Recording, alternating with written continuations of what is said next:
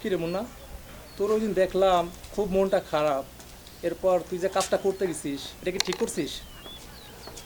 তুই বলিস না তোর কি হয়েছে না হয়েছে, আমাকে বলবি না?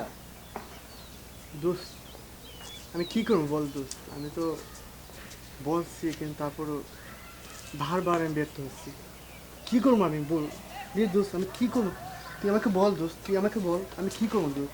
মানে আমার আমার মাথা কিছু ধরতেছে না কেন, মানে কি আমি কি করবো বুঝতে না। বল দোস্ত আমি কি করবো? এখন কি কোনো কোনো মেয়ের সাথে সম্পর্ক আছে?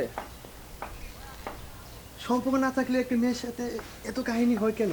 সম্পর্ক তো আচ্ছা আমি দোস্ত, আমি তোকে ভালোবাসি, বলি, ভালোবাসার বেশি কারণ একটা মেয়ের কারণে আজকে তুই যে ঘটনা ঘটাইতে গেছিলি, কারণ তোর বাবা আছে, মা আছে, বোন আছে, তাদের জন্য কি তোর একবার মায়া লাগে নাই?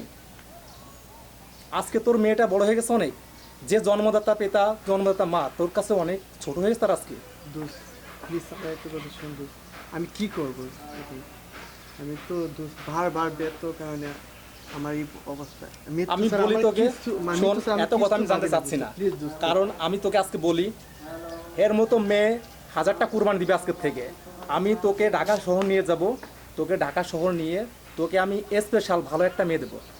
এসব হাবল তাবল মেয়ে সব বাদ দে, কারণ আজকাল মেয়েরা 420, বুঝছোস? আমার এতদিনের স্বপ্ন, এতদিনের কষ্টটা বিফলে চলে যাচ্ছে দোস্ত। আমি কি করবো বল দোস্ত? এটা